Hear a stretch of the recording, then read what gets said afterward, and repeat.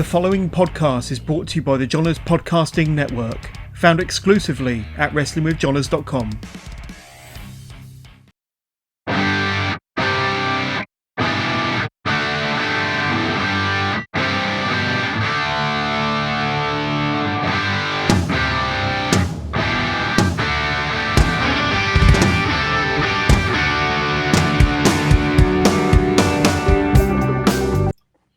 Hello, everybody. From Buckle Bomb Entertainment and AEW Elite, we have a very special guest for you this afternoon, and none other than Brooke Havok. We're very ecstatic to have her on with us. She was great with the communication. I'm very stoked to have her on here. Brooke, how are you today? Doing great. Thank you guys so much for having me. Thank you. We very much appreciate it. So, Brooke, basically what we do is we do a round robin of questions. Of course, you know, as I mentioned, Orlando's a big fan. So he pretty much, you know, he's really, really great. So I'm going to make sure that he will ask the first question. So, Orlando, the floor is yours for Brooke. Hi there, Brooke. Yes, I am a big fan. I just wanted to know, like, your start in wrestling. How did you get involved into wrestling? I actually was introduced to wrestling when I was about 7 years old by my older brother, and I was just like hooked from there. I actually wore like a Rated R Superstar sweatband like every single day for years, and my mom hated it. It was in like my school pictures and stuff like that, and she just did not like it. But yeah, I was a huge Undertaker and Edge fan as a kid. So it must have been like kind of fun when you got to meet Christian Cage when he was backstage in AEW, huh? Yeah, that was wild. The people that I've been able to meet and stuff through work with AEW and just being around the Nightmare Factory is insane for me. Like young Brooke Havok would be so excited. Yeah. So one thing I'd like to ask is, at what point did it go from I love watching on TV to this is something I want to do, you know, to make money? Yeah, so it had always been one of those things where my mom like wasn't at first, she just wasn't like, oh, you can't actually do that as a career and stuff. And so by the time I got to high school, it kind of took all of that out of my head. And so I like pursued other things. I played a lot of basketball all throughout high school and stuff. So that was kind of my main sport. And then once I graduated, when I was 17, I had started getting back into watching wrestling all the time and stuff like that. And I started just like researching it to see if there's any schools around me and stuff like that. And then I was like, oh, wow, there are. So I started going to indie shows around my area here in Northern California, and then like started looking into schools. And it was around the pandemic time, so nothing really was open.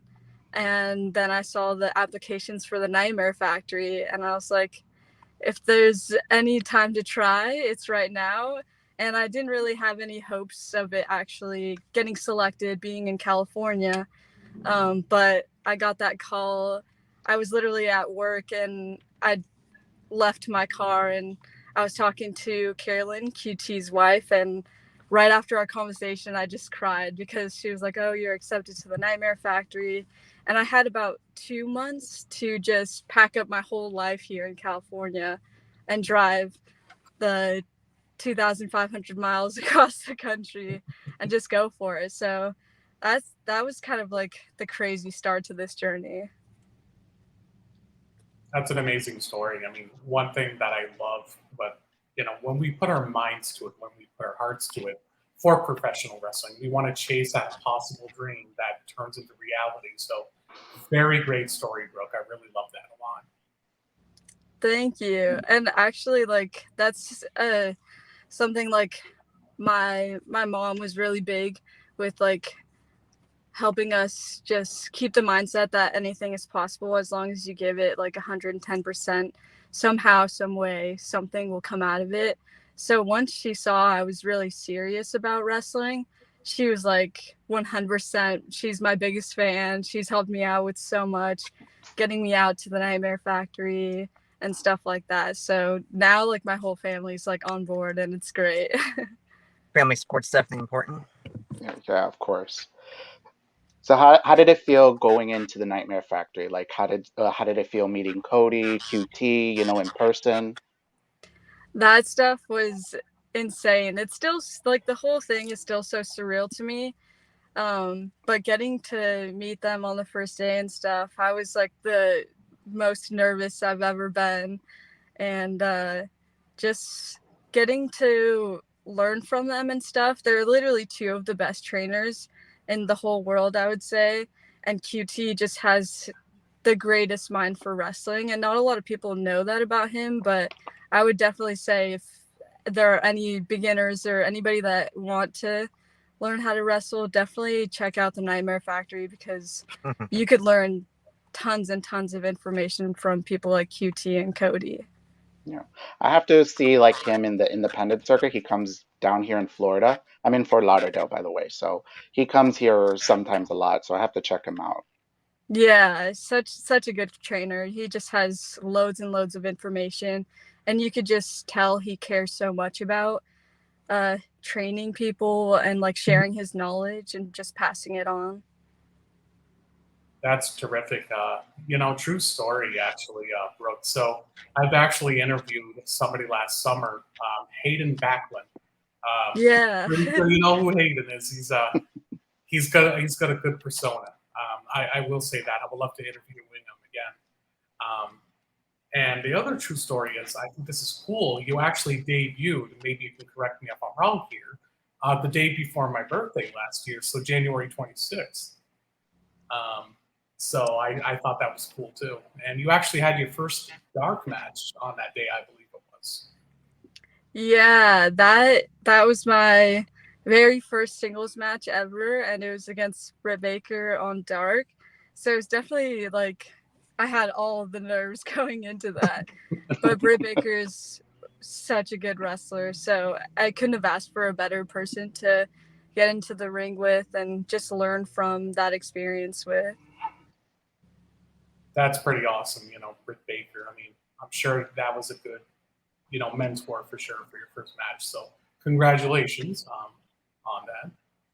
Thank you. I don't know if a lot of people know, but the Nightmare Factory actually had this little internship for the first camp, and there was like a select few of us that got to go to TV, and we got set up with one wrestler to just go around and see how everything works. And I actually did my internship with Britt Baker, so it was kind of a crazy little thing for me.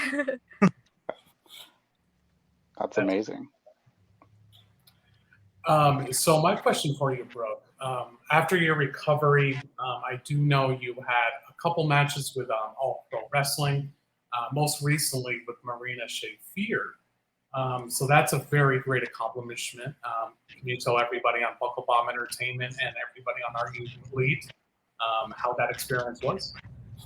Yeah, that was, I would say, one of my favorite learning experiences in my matches so far. I haven't had like a crazy amount, but that match with Marina had just like opened my mind up so much to everything that goes into a match and stuff like that. She's another person that she has such a different perspective than I've seen from other people with wrestling, coming from like an MMA background and stuff like that. So that was definitely like something so valuable to me to get to learn from her and work with her. And she's like the real deal. She's tough and everything. So it was a great experience. That's pretty cool. Sarah's a big fan, actually, of Shafir.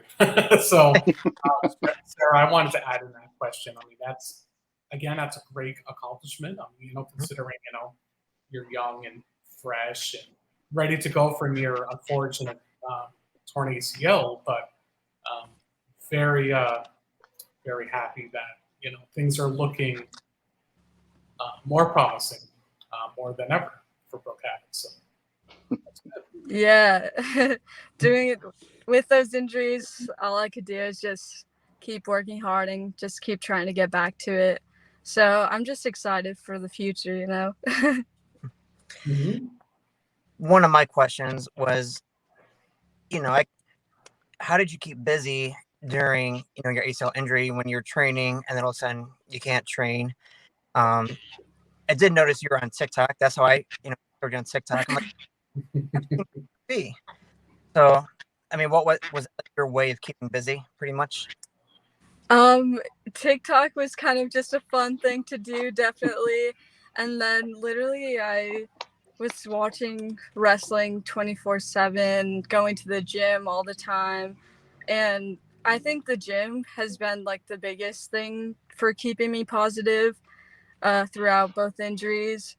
Uh, like I was like, what else do I have to do? But then like get bigger and stronger and come back more bulletproof. So that the gym was definitely like my biggest thing during the injuries. Now you stated about the whole internship. Was there anybody that you wanted to work with, or they just assigned you somebody to work with? We just got assigned people, yeah. Okay. But I was very happy with who I got assigned. I bet a lot of people were jealous that you were able to work with Britt Baker, huh? Maybe, I don't know. Again, that is a great accomplishment for sure. So, Brooke, a little bit outside of wrestling, what is the things that you like to do that keeps your mind off of wrestling? So, let's say, for example, me, I love music. Um, you know, it may not seem it, but I literally write and play music all the time. But yeah, what do you like to do to get your mind off of this? Yeah, that is like a really hard thing. And I like everybody was telling me during my first injury, like you need to take a little break and just like refresh, find something else that you can just get your mind away from that. And it was definitely hard, but basketball is like the only other sport that I really can appreciate because like I played so long and stuff. So obviously with an injury you can't do much, but I was still able to like shoot around and stuff. So that is helpful, and I'm a big fan of music. I'm not talented enough to play anything or anything like that. I tried learning guitar a little bit, but that did not go great. Better professional wrestler than guitarist, but I do appreciate music a lot. As do I. Mhm. Now, you did debut during the pandemic, and now that fans are back, are you getting excited that you'll be able to perform in front of a crowd soon? Yeah, that was the craziest thing ever, just having to like have my first singles match, my first professional match without a crowd, and then going into I think the first uh show I had with a crowd was Hood Slam, and there was over 2,000 people there, which was like Oh, wow. crazy for me. It was the first time I ever actually got to feel the fans' energy, and it's like indescribable feeling just to like hear and get from those experiences. So going from no fans to fans has been like the coolest thing ever. Yeah, I bet. Just to feel the chill of the crowd, like chanting and stuff, that must have been an amazing feeling, huh? Yeah, definitely. Hearing the Havoc chants or seeing all the rock signs up in the air is the coolest feeling ever. This is a Definitely. perfect segue, Brooke. This actually made me think of something. Now, this is why I love when wrestling gets the crowds back, from the unfortunate events with the pandemic. I saw recently somebody created you a fan sign at the West Pro show. Hopefully I didn't butcher that, but tell us more about that. I saw it. I got a good chuckle out of it. Yeah, those fans are some of my favorite fans that I've come across so far. They're huge NorCal wrestling fans. They're at like every single show, every promotion, East Bay, Hood Slim, West Coast Pro, like SCW, all the shows out here. and they were actually at the Brooke Havok benefit show that East Bay had for me and stuff. And they had originally got that fat head for that show. And they saw me at West Coast Pro and they went and grabbed it. And they're like, hey, can you sign it? But they're the sweetest girls ever. I see them a lot at shows, even throughout this injury and stuff. So that was really cool to see. And that's what I mean. Like, your fan base is definitely growing for sure. And, you know, it strives you to be excellent more than you actually are right now. So that's good. Very good. Thank you. I appreciate that. It's nothing that I would have ever expected, seeing so many people support me even throughout the injuries that I've had. So it's like such a heartwarming thing to see. That's great. Very good. Yeah. Orlando, do you have another question? Perhaps Sarah? I saw that your boyfriend Alan Angels debuted in Impact, and I also saw him going to New Japan Strong. So, any plans of maybe doing a little stint in Impact, or maybe going to Stardom? I mean, I've heard the Stardom women are very, like Tony Storm. A lot of women went from there, and they did amazing work there. Would you like to work there as well? I 100% would love to work there. And yeah, him getting to work both at Impact and New Japan was super awesome. Super proud of him. He's been taking this whole situation and making it so much bigger. So I'm really proud of him and I'm excited to see where he goes with that. And I would 110% love to go work with Impact or Stardom in the future down the line, something like that. Hmm. I mean, because like they just changed somebody that has Havoc in their name, and now they're like now going by a first name. So they need to have a new Havoc. So why not you? So Yeah, we need some Havoc. Yeah, that was actually one of the questions that I had for you, Brooke. So when it came to Alan exploring other opportunities, does this give you the ability of him pushing you more to into that more promising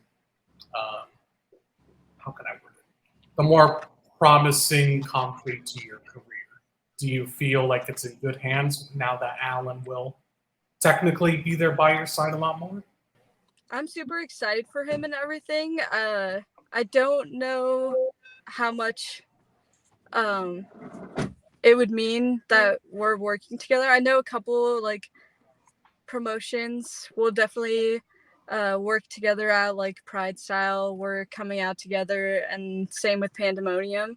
But it's definitely motivating for me to see him at all these places. So definitely want to get on that level down the line as well.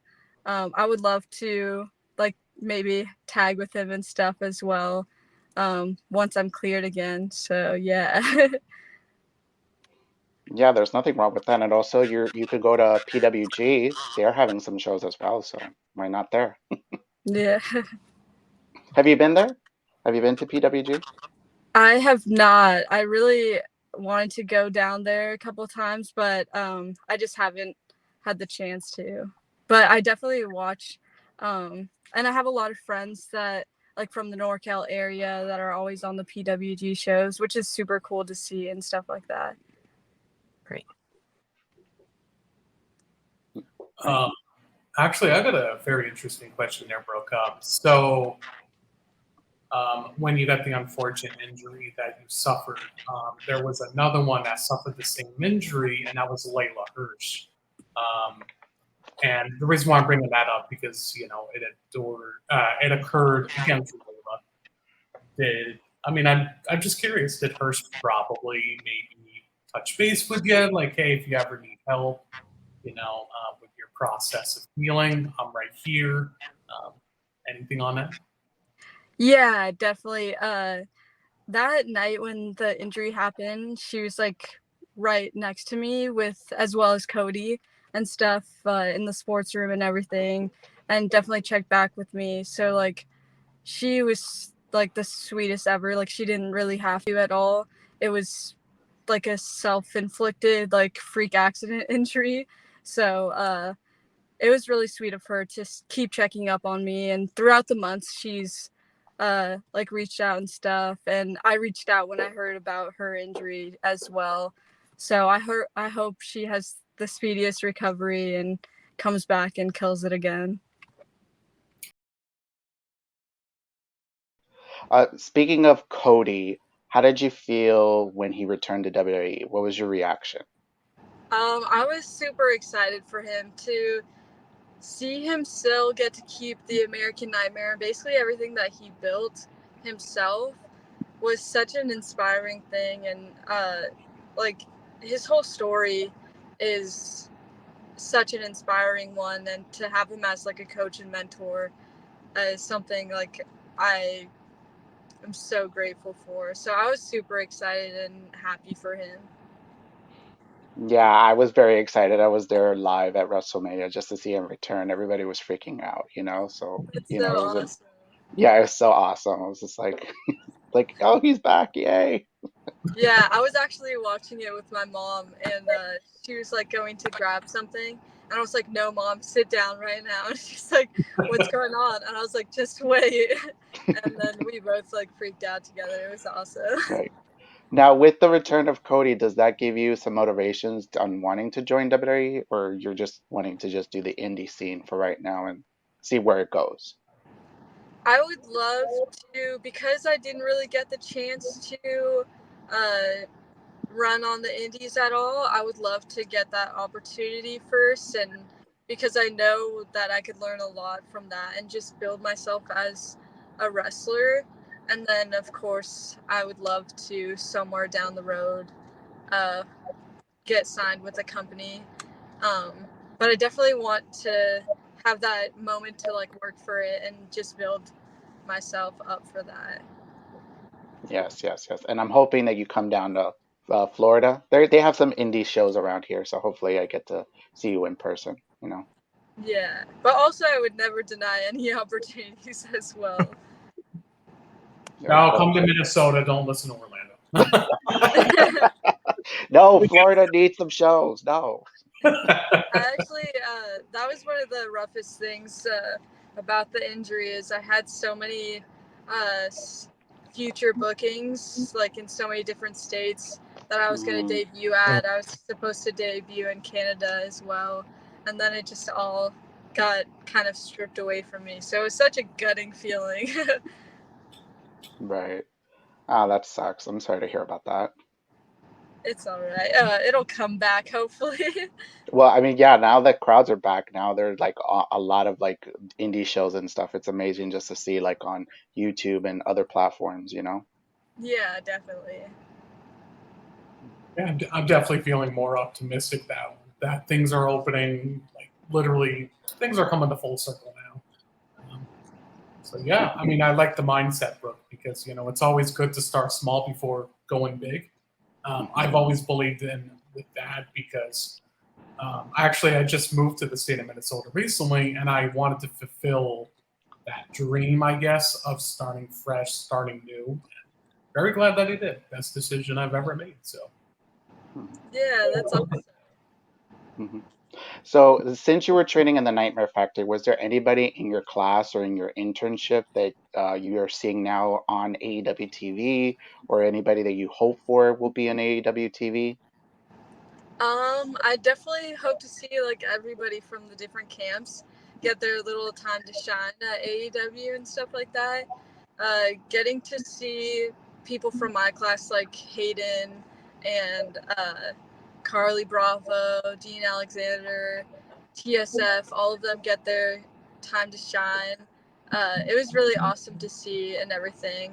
And even like other camps as well. I was probably most excited for Trip Jordy to get his shot at AEW. That was so cool to see him have a really good relationship with like Trip Jordy and Hayden Backlund and them. I lived with them throughout my time there in Georgia at the Nightmare Factory, so was super stoked to see them get their time to shine.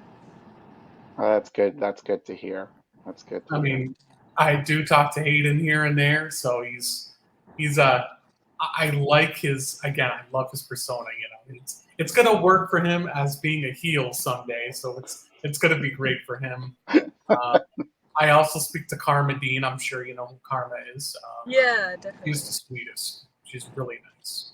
Yeah, she is really nice, and it's cool to see her killing it on the indies as well. And she was holding that title too very fast out of the camp, so I think it's cool to see her killing it. Mm-hmm. So when you return to the ring, who are you hoping to face?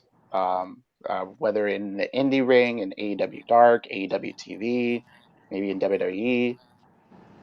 Who are you Yeah, thinking? since I started training, I really wanted to have a match with Kylie Ray, so hopefully Mhm.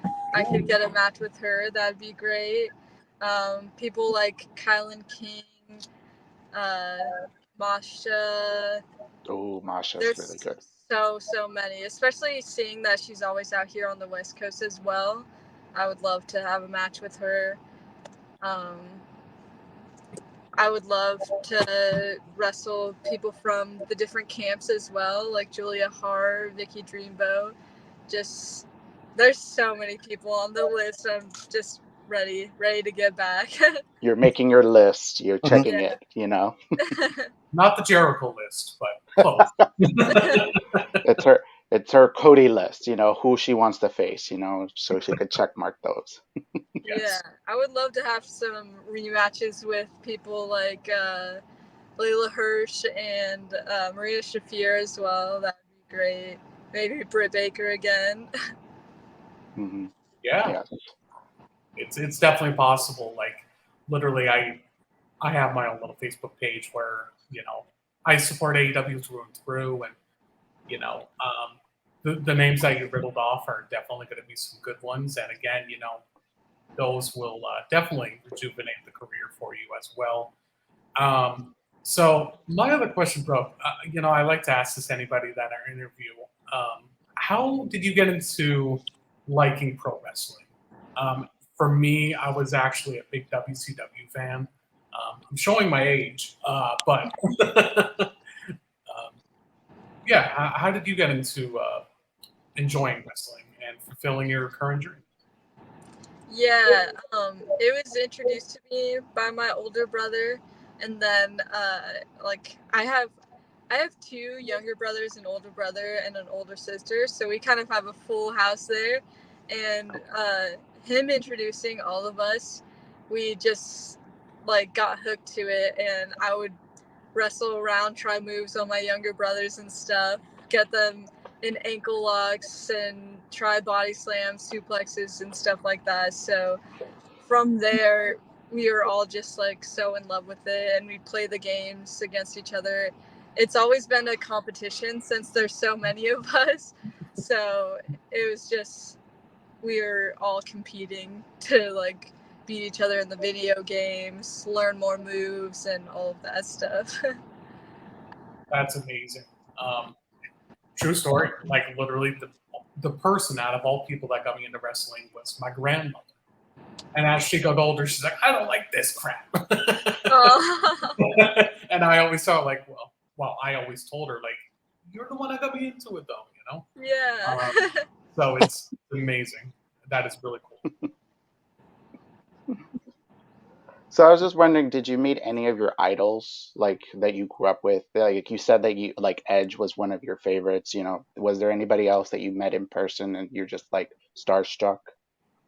Yeah, it was really cool getting to meet people like Matt Hardy and Jericho and Dustin. Dustin's like the sweetest ever, and he helped me out a lot, like with training over while I was out there working with AEW and stuff, those TV tapings and stuff like that. Um, and then just like Billy Gunn was really cool. Uh, he hyped me up before those matches as well, and uh, there's just so many. It's like such a crazy time getting to meet all of them and everything. It was awesome. That's great to hear. Yes. Hey, Brooke, so if you have advice for anybody that wants to get into this business, that is currently training or that's looking to, fulfill that dream, what would you give? I would say 100% find a great school to go to. The Nightmare Factory is always accepting for those camps. And then just give it 110%, give it everything you have, and fight for those dreams. Like, no matter what you have to go through to get there, somehow, some way, something will come of it. And that's also a big thing that QT was about. If you ever watched his documentary, The Wrestler, that was kind of one of the lines that he said, and that's what's kind of stuck with me as well. Like, throughout these injuries, is just like I know that if I give it everything, that I can accomplish something in this business. Yeah, QT Marshall really seems like he's a good teacher for sure. Oh, and did you celebrate a happy birthday for him yesterday? Yes, definitely wished him a happy birthday. Good. Sarah, do you have any questions for Brooke? Feels like we're stealing the spotlight a little bit. Well, if you guys are all set, I got my end of interview game, the electric chair. Are you guys all set? Yeah. So, Brooke, with all my interviews, we have a little game I play called the electric chair. Just kind of 6 rapid fire questions for you to answer. Some wrestling, some not wrestling. Just answer, first thing that comes to mind, I guess. Okay. So what is your favorite flavor of Oreos? Double stuff. I don't think the single ones are good enough. Good answer. Question 2. Favorite song to work out to in the gym? Taste of Ink by The Use. That gets me through all of the pushes that I need to get through. Okay. Good choice. Question 3. What's one city you haven't been to yet that you're looking forward to wrestling in? Ooh, that's a good one. That's so tough. I would love to wrestle around in Chicago. I think that'd be really fun. Great. Who would be one dream opponent you wish you could work against who maybe is no longer wrestling? Paige, for sure. Question 5. What's one TV show you can always go back and binge watch? Bob's Burgers, but I'm also really, really addicted to Love Island right now. Bob's Burgers. Choice. I approve. And final question number 6. What's one match you can go back to? If you can go back and watch one match front row, what match would that be? I would love to be front row for the Cody versus Dustin match. That would be insanely great. Yeah, that's a good one. Or Edge versus Taker. Oh yeah, great answers. Well, that's it from me. Yeah, I think we're all set. Okay. Well, thank you, everybody that has tuned in with us here on Buckle Bomb Entertainment and AEW Are You Elite. This is none other, again, Brooke Havok. If you guys definitely want to watch this will be on demand here very soon. But, Brooke, we truly appreciate it very much, you taking the time out of your day to speak with us. And we wish you the very best for a very promising career going forward. And every time when we turn on that channel, we're going to think, she's got the best career going forward. So, thank you guys so much for having me, and thank you so much for everyone that tuned in today. Yeah. Thank you for joining us. Bye, everybody. Take care, everybody.